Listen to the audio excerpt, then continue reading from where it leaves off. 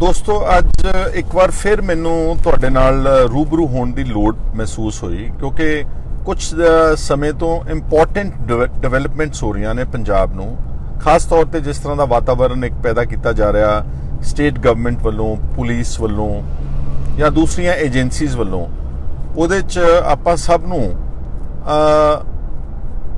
ਹਰ development ਦੀ ਅਹਿਮੀਅਤ ਸਮਝ ਕੇ ਔਰ ਉਹਦੇ ਤੇ ਇੱਕ ਕਲੋਜ਼ ਵਾਚ ਰੱਖਣ ਦੀ ਲੋੜ ਹੈ। ਅੱਜ ਹਿੰਦੁਸਤਾਨ ਟਾਈਮਜ਼ ਵਿੱਚ ਬਹੁਤ ਵੱਡੀ ਖਬਰ ਲੱਗੀ ਹੈ, ਮੇਰੇ ਖਿਆਲ ਬਹੁਤ ਸਾਰੀ ਦੁਨੀਆ ਨੇ ਤਕਰੀਬਨ ਦੇਖ ਲਈ ਹੋਣੀ ਹੈ, ਪੜ੍ਹ ਲਈ। ਇਹਦਾ ਹੈਡਿੰਗ ਲਾਇਆ ਉਹਨਾਂ ਨੇ, ਆ ਮੇਰੇ ਕੋਲ ਰਿਪੋਰਟ ਹੈਗੀ ਆ, ਤੁਸੀਂ ਦੇਖ ਸਕਦੇ ਹੋ। ਇਹਦਾ ਹਿੰਦੁਸਤਾਨ ਟਾਈਮਜ਼ ਦੇ ਫਰਸਟ ਪੇਜ ਸਟੋਰੀ ਆ, stop SIT probe in sacrilege cases CBI to Mohali court. ਤੁਸੀਂ ਸਾਰੇ ਜਾਣਦੇ ਹੋ ਕਿ ਮੋਹਾਲੀ ਦੀ ਅਦਾਲਤ ਵਿੱਚ ਜਿਹੜੇ 2000 ਬੇਅਦਬੀ ਦੇ ਮਾਮਲੇ ਨੇ ਉਹਨਾਂ ਦੀ ਸੁਣਵਾਈ ਚੱਲ ਰਹੀ ਹੈ।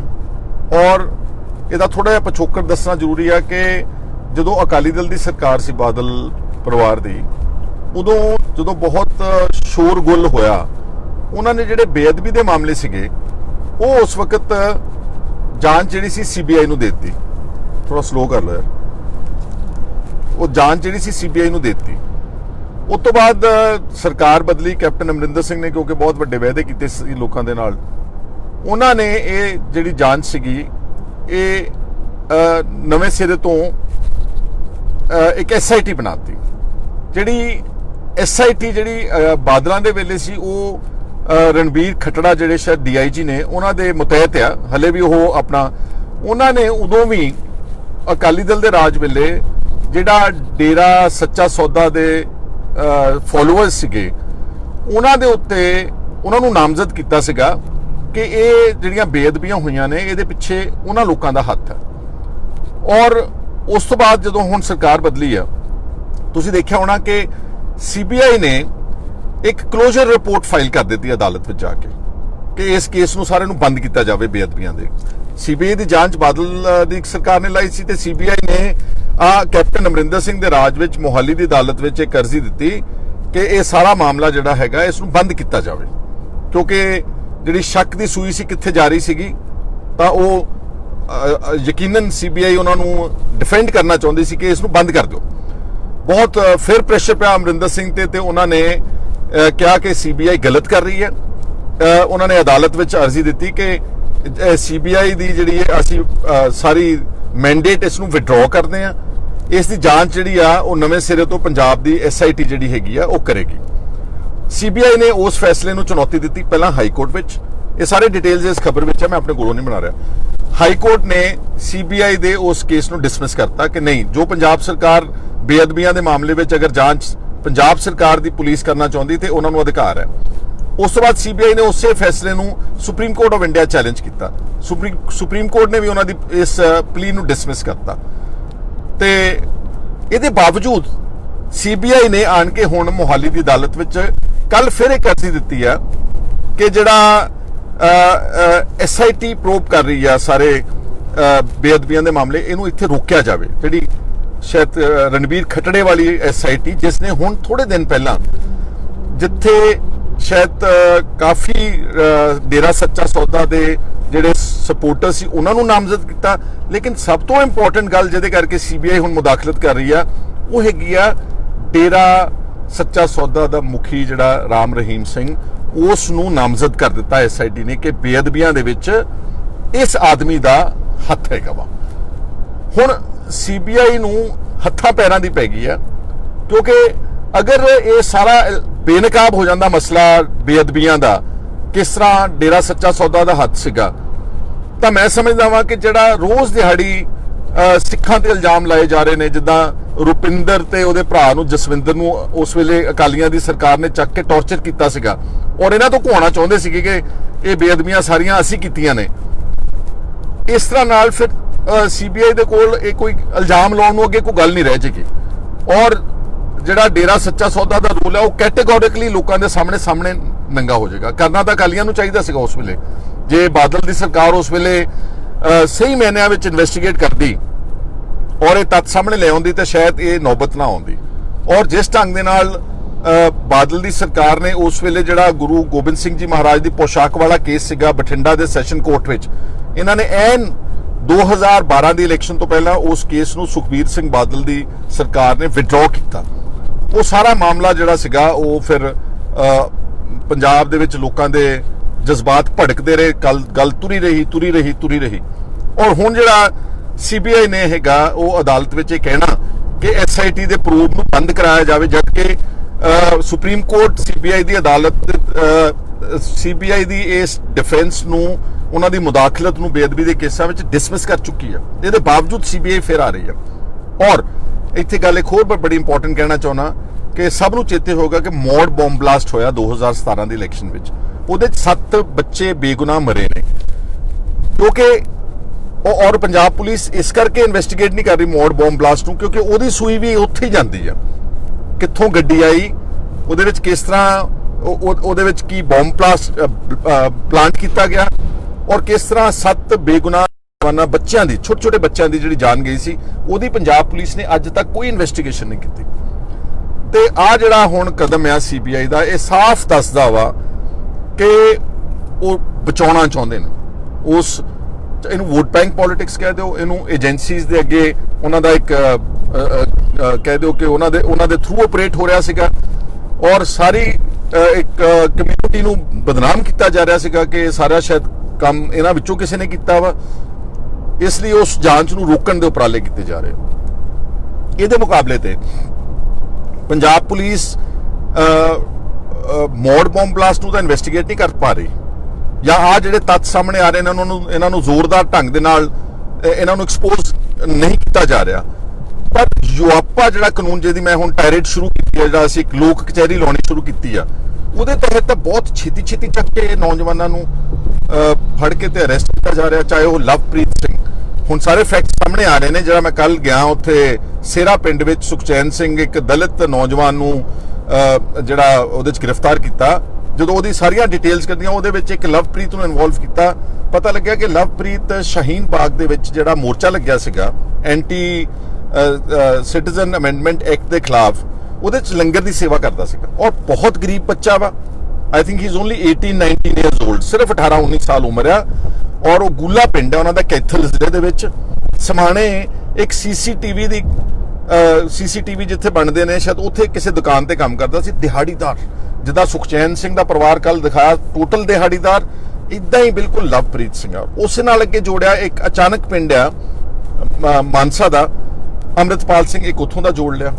ਇੱਕ ਮੁੰਡਾ ਆਇਡੈਂਟੀਫਾਈ ਉਸੇ FIR ਦੇ ਵਿੱਚ ਅਸੀਂ ਲੱਭ ਰਹੇ ਹਾਂ, ਗੈਵੀ, ਇੱਕ ਨਵਾਂ ਸ਼ਹਿਰ ਦਾ, ਔਰ ਉਸੇ FIR ਦੇ ਵਿੱਚ ਜ਼ਿਕਰ ਕੀਤਾ ਇੱਕ ਜਸ ਕੋਈ ਬਟਾਲੇ ਦਾ। ਇਹ ਕਿੱਥੇ ਦਿੱਲੀ ਦਾ ਸ਼ਾਹੀਨ ਬਾਗ, ਕਿੱਥੇ ਦਿੱਲੀ ਦੀ ਪੁਲਿਸ ਨੇ ਲਵਪ੍ਰੀਤ ਤੇ ਜਿਹੜਾ ਪਰਚਾ ਦਰਜ ਕੀਤਾ, ਉਹਨਾਂ ਦਾ ਨਾਮ ਇਸ ਸੁਖਚੈਨ ਸਿੰਘ ਵਾਲੀ FIR ਜਿਹੜੀ ਸਮਾਣਾ ਸਦਰ ਥਾਣਾ ਪੁਲਿਸ ਸਟੇਸ਼ਨ ਦਰਜ ਆ। ਇਹਨਾਂ ਸਾਰਿਆਂ ਦੇ ਕਿੱਥੇ ਲਿੰਕ ਜੁੜੇ ਨੇ। ਇਹ ਤਾਂ ਉਹ ਆਦਮੀ ਨੇ ਜਿਨ੍ਹਾਂ ਨੂੰ ਜਿਹੜੇ ਸ਼ਾਮ ਤਾਈਂ ਬਹੁਤ ਜ਼ੋਰ ਲਾ ਕੇ 150-200-250 ਰੁਪਏ ਦੀ ਕਮਾਈ ਕਰਦੇ ਨੇ। ਕੀ ਇਹਨਾਂ ਦਾ ਐਡਾ pan Punjab, pan north India connection ਹੋ ਸਕਦਾ? ਖੈਰ, ਇਹ ਹਲੇ ਅਸੀਂ ਸਾਰੀ ਗੱਲ ਨੂੰ ਅੱਗੇ ਤਹਿਕੀਕਾਤ ਕਰ ਰਹੇ। ਜਿੱਦਾਂ ਮੇਰੇ ਹਲਕੇ ਦੇ ਵਿੱਚ ਇੱਕ ਬਿਲਕੁਲ ਬੇਗੁਨਾਹ ਨੂੰ ਜੋਗਿੰਦਰ ਸਿੰਘ ਗੁੱਜਰ ਨੂੰ ਫਰੇਮ ਕੀਤਾ ਗਿਆ ਸੀਗਾ, ਜਿਹਦੇ ਤੇ ਜਿਹੜਾ 65 ਸਾਲ ਦਾ ਹਾਰਟ ਪੇਸ਼ੈਂਟ, ਇੱਕ ਨਵੇਂ ਪੈਸੇ ਦਾ ਕ੍ਰਿਮੀਨਲ ਰਿਕਾਰਡ ਨਹੀਂ। ਕੱਲ ਵੀ ਸੁਖਚੈਨ ਸਿੰਘ ਦੇ ਪਿੰਡ ਵਾਲਿਆਂ ਨੇ ਗਵਾਹੀ ਦਿੱਤੀ ਕਿ ਇਹਦੇ ਖਿਲਾਫ ਇੱਕ ਕਦੀ 57 ਦੇ ਵੀ ਪਰਚਾ ਦਰਜ ਨਹੀਂ ਹੋਇਆ। ਜਿਹੜਾ ਆਦਮੀ 57 ਵੀ ਵਾਇਲੇਟ, ਉਹ ਸਿੱਧਾ ਟੈਰਰਿਸਟ ਐਕਟੀਵਿਟੀ ਤੇ ਭਾਰਤ ਨੂੰ, ਦੇਸ਼ ਨੂੰ ਤੋੜਨ ਦੀਆਂ ਗਤੀਵਿਧੀਆਂ ਵਿੱਚ ਹਿੱਸਾ ਲੈ ਸਕਦਾ। ਤੇ ਉਹਨਾਂ ਦੀ ਆਰਥਿਕ ਪੋਜੀਸ਼ਨ ਅਗਰ ਤੁਸੀਂ ਦੇਖੋਗੇ, ਮੈਨੂੰ ਪਤਾ ਲੱਗਿਆ ਵਾ ਕਿ ਸਮਾਣੇ ਵਾਲੇ ਦੀ ਵੀ, ਜਿਹੜੇ ਕੈਥਲ ਗੂਹਾ ਪਿੰਡ ਵਾਲੇ ਦੀ, ਲਵਪ੍ਰੀਤ ਦੀ ਬਹੁਤ ਕਮਜ਼ੋਰ ਹੈ। ਪਤਾ ਨਹੀਂ ਦਿੱਲੀ ਵਾਲਿਆਂ ਨੇ ਕੀ ਸੋਚਿਆ, ਔਰ ਕਿਹੜੇ ਪੁਲਿਸ ਆਫਸਰਸ, ਉਹਨਾਂ ਦੇ ਅੰਦਰ ਇਨਸਾਨੀਅਤ ਕਿਉਂ ਨਹੀਂ ਹੈਗੀ। ਅਕਸਰ ਤੁਸੀਂ ਉਹਨਾਂ ਨੂੰ ਇੰਟਰੋਗੇਟ ਕਰ ਰਹੇ। ਅਗਰ ਕੋਈ ਛੋਟਾ ਮੋਟਾ ਉਹਨਾਂ ਨੇ ਗੁਨਾਹ ਕੀਤਾ, ਉਹਨਾਂ ਨੂੰ ਉਹਨੇ ਗੁਨਾਹ ਵਿੱਚ ਬੁੱਕ ਕਰ ਦਿਓ ਤਾਂ ਕਿ ਆਪਣੇ ਘਰਾਂ 'ਚ ਪਰਤ ਸਕਣ ਵਾਪਸ ਆਣ ਕੇ। ਜਿਹੜਾ ਯੂਆਪਾ ਲਾਅ ਮਿਸਯੂਜ਼ ਹੋ ਰਿਹਾ, ਇਹਦੇ ਵਿੱਚ ਇਹਨਾਂ ਲੋਕਾਂ ਦੀ, ਇਹਨਾਂ 'ਚ ਤਾਂ ਹਿੰਮਤ ਹੀ ਨਹੀਂ ਕਿ ਆਪਣੀ ਜ਼ਮਾਨਤ ਵੀ ਕਰਾ ਸਕਣ, ਜ਼ਮਾਨਤ ਹੁੰਦੀ ਵੀ ਨਹੀਂ। ਇਸ ਲਈ ਅੱਜ ਜਿਹੜਾ ਮੇਰਾ ਇਹ ਮਕਸਦ ਹੈ ਕਿ CBI ਬੇਅਦਬੀਆਂ ਦੇ ਮਾਮਲੇ ਵਿੱਚ, ਕਿਉਂਕਿ ਰਾਮ ਰਹੀਮ ਦੇ ਡੇਰੇ ਦੇ ਹੈੱਡ ਦਾ ਨਾਮ ਆ ਰਿਹਾ, ਉਹ ਰੋਕ ਰਹੀ ਹੈ ਜਾਂਚ ਅਦਾਲਤ ਵਿੱਚ ਜਾ ਕੇ। CBI ਕਹਿੰਦੀ ਹੈ ਮੋਦੀ ਸਾਹਿਬ ਦੀ ਸਰਕਾਰ, ਮੋਦੀ ਸਾਹਿਬ ਦੀ ਸਰਕਾਰ ਵਿੱਚ ਕੌਣ ਬੈਠਾ ਵਾ? ਬਾਦਲ ਸਾਹਿਬ ਦਾ ਪਰਿਵਾਰ।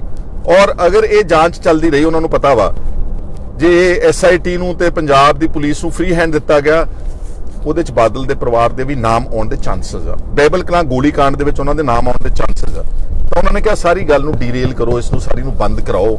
ਔਰ ਜੇ ਇਹ ਗੱਲ ਸਾਫ਼ ਹੋਗੀ ਕਿ ਬੇਅਦਬੀਆਂ ਵੀ ਕਰਾਈਆਂ ਡੇਰੇ ਦੇ ਲੋਕਾਂ ਨੇ ਤੇ ਬਾਈਬਲ ਕਲਾਂ ਦੇ ਵਿੱਚ ਗੋਲੀ ਜਿਹੜੀ ਚਲਵਾਈ ਗਈ ਆ ਉਹਦੇ ਵਿੱਚ ਵੀ ਰੋਲ ਉਸ ਵਕਤ ਦੀ ਅਕਾਲੀ ਦਲ ਦੀ ਸਰਕਾਰ ਦਾ ਸੀ।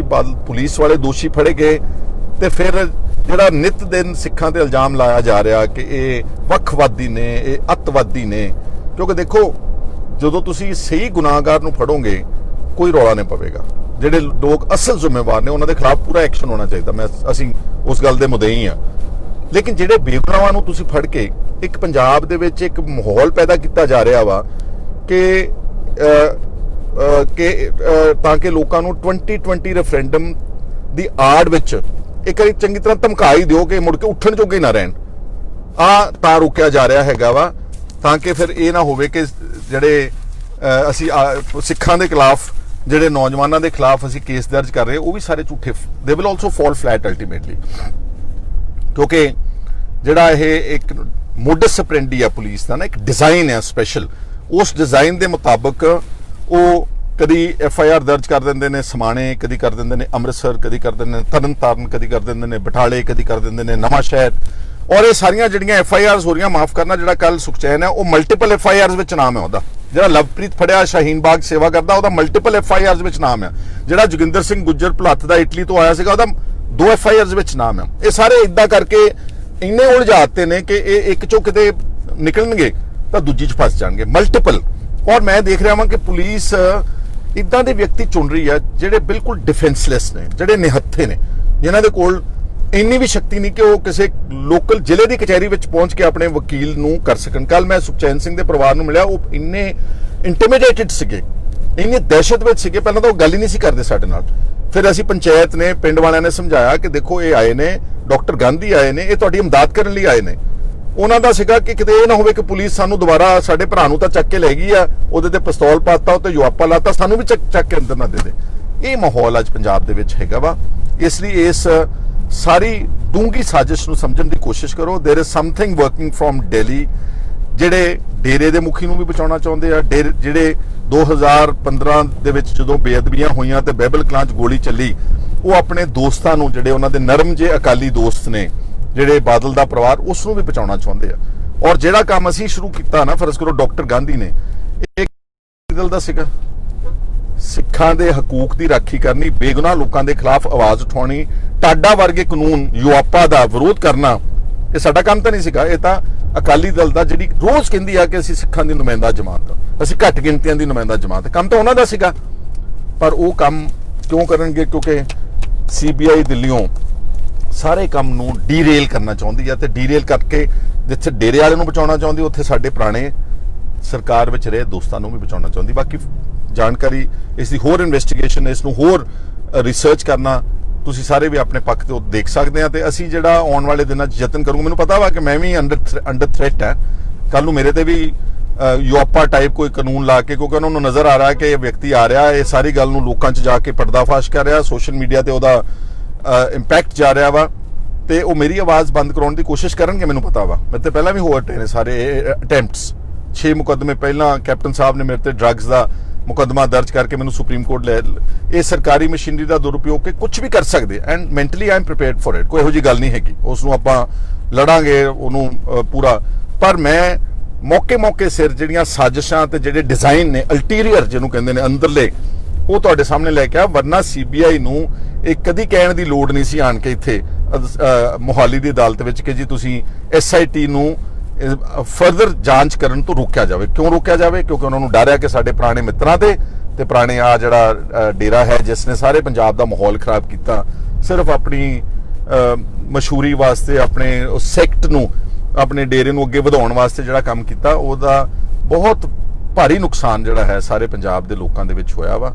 ਸੋ ਤੁਸੀਂ ਸਾਰੇ ਬਹੁਤ ਸੁਲਝੇ ਹੋਏ ਹੋ, ਸਿਆਣੇ ਜਿੱਥੇ ਵੀ ਪੰਜਾਬ 'ਚ, ਵਿਸ਼ਵ 'ਚ ਬੈਠੇ ਪੰਜਾਬੀ, ਔਰ ਸਾਰੇ ਆਪਣੇ ਭਾਈਚਾਰੇ ਨੂੰ ਕਿ ਇਸ ਦੇ ਉੱਤੇ ਜ਼ਰੂਰ ਸਾਰੇ ਗੌਰ ਕਰਨ। ਬਹੁਤ ਬਹੁਤ ਸ਼ੁਕਰੀਆ, ਧੰਨਵਾਦ, ਥੈਂਕ ਯੂ।